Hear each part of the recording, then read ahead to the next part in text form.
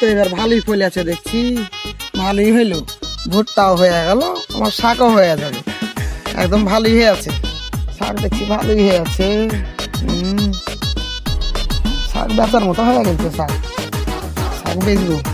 চোরের যা উৎপাত এখনকার, আমার লাল শাক দেখা মানে যে লোকের ঘুম আসে না, শুধু চুরি করার মন।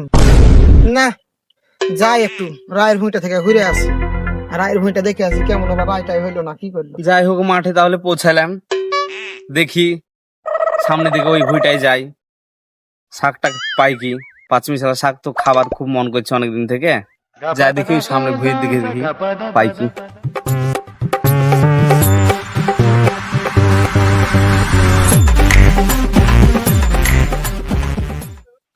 এই ভুট্টার জমিতে লাল শাক আবার কার গে, ভালোই তো হয়ে আছে। দেখি দুটো লি লাল শাক গালা, আর ওদিকে পালং শাক আছে, ওদিকে ই শাক আছে, লিয়ে নেবো, হয়ে যাবে পাঁচমিশালি। দেখি দুটো লি।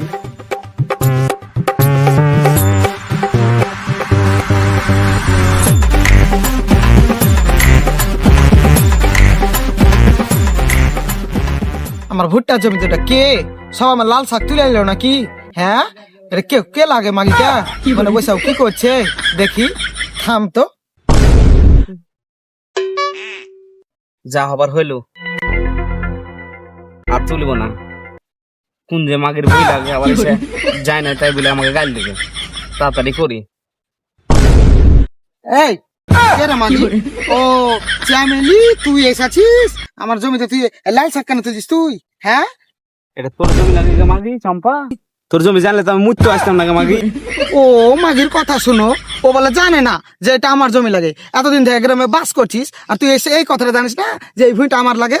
ও মাগি লাল শাকের ভুঁই দেখেছে আর চলে আসে ছুটু ছুটু ছুটু করে আমার ভুঁয়ে লাল শাক খাতে। মাগির লোভ সামলাতে পারে না। হ্যাঁ গে মাগি, তোর মতো আমার সাত হাতে জিভা নাই যে লোকের লাল শাক দেখে লালাই, বুঝতে পারলি?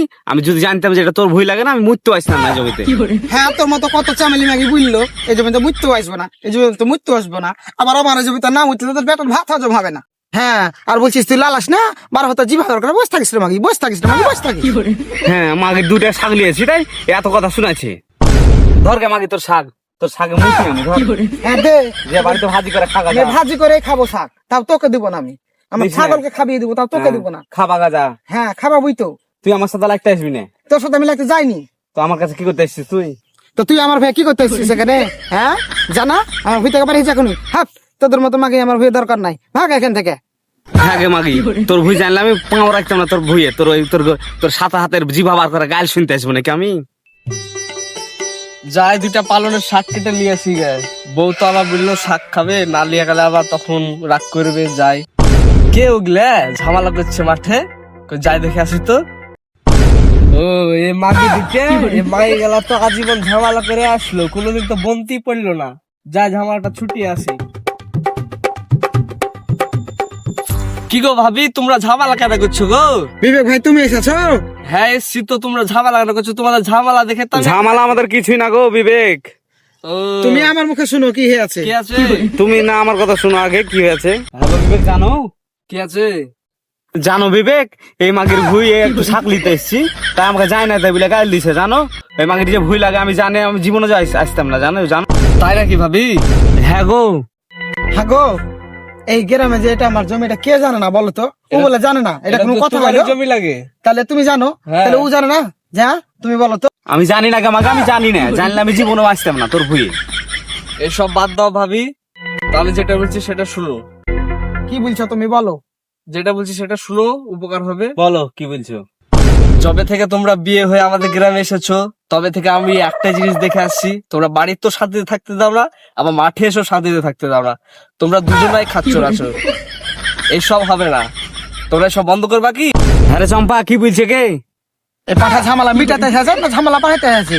হ্যাঁ ধর তোরে, এই পাঠা গাছকে খুঁজবো দুজনে মিলে, ধর ওকে। তোরে আমাদেরকে কি করছে নাকি রে? হ্যাঁ আমাদেরকে